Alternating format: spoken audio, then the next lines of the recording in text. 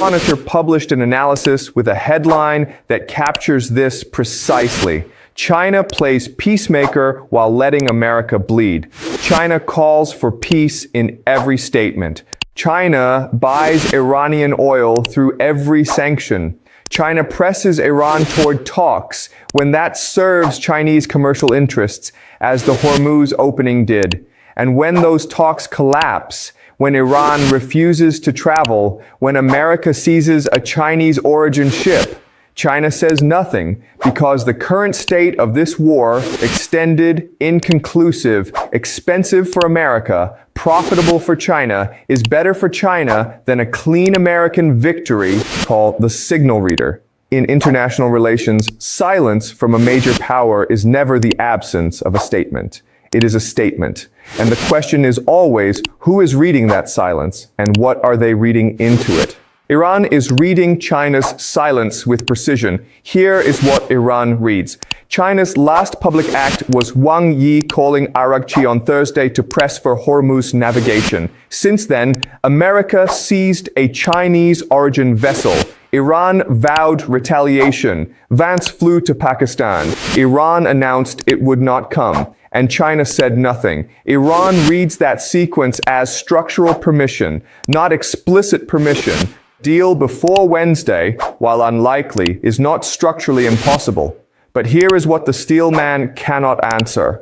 Every round of pressure has produced movement up to a point and then stalled, because the point at which Iran cannot absorb more pressure is further out than America's tools can reach. As long as China is buying 157.7 million barrels of Iranian crude through a system specifically designed to be unreachable by American blockades and sanctions, Iran has economic oxygen, not comfort, oxygen, enough to refuse, enough to call the talks a media game, enough to fire gunboats at a tanker on Saturday and seize the moral high ground on Sunday when America responds by taking an Iranian ship. A blockade cannot reach that system. CENTCOM's own language explicitly excludes vessels heading to non-Iranian ports, language written precisely so that Chinese tankers would not need to be stopped.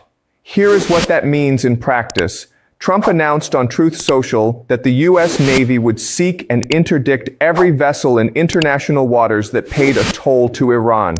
China's state-owned COSCO tankers passed through Iran's toll system in the Strait.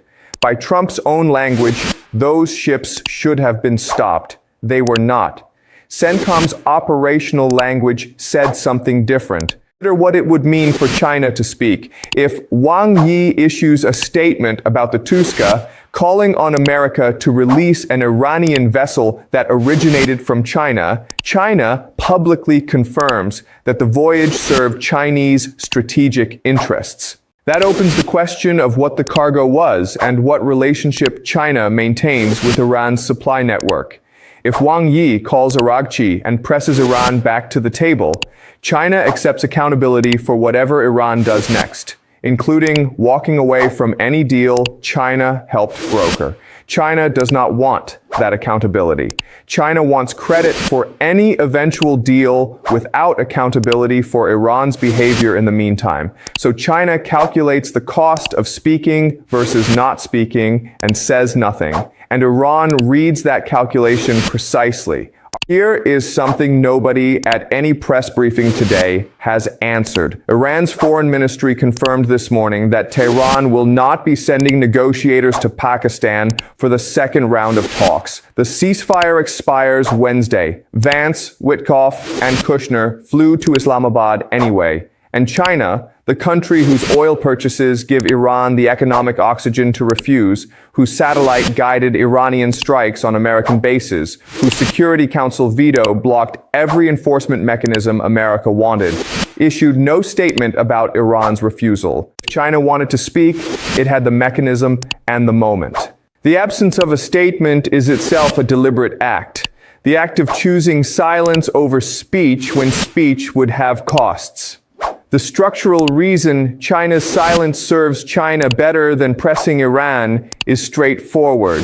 If Iran makes a comprehensive agreement, one that ends the war, reopens Hormuz on American terms, includes nuclear constraints, Iran becomes less dependent on Chinese buyers. A post-deal Iran with sanctions relief and access to Western markets does not need to sell crude at a discount to Chinese refineries.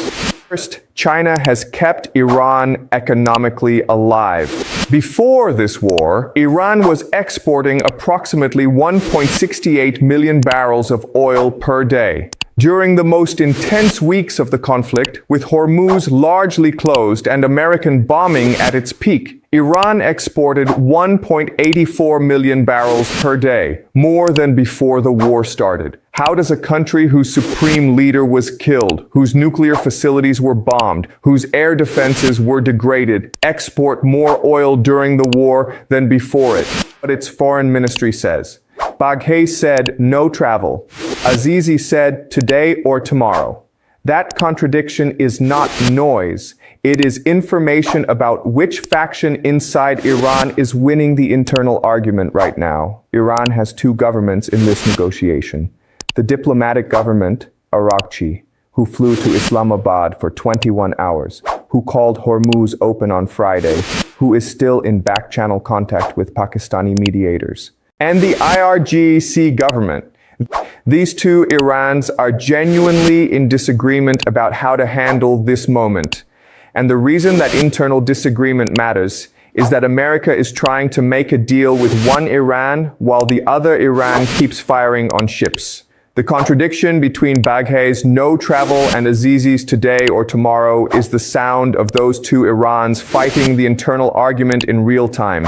Now let me explain what China knew before it said nothing.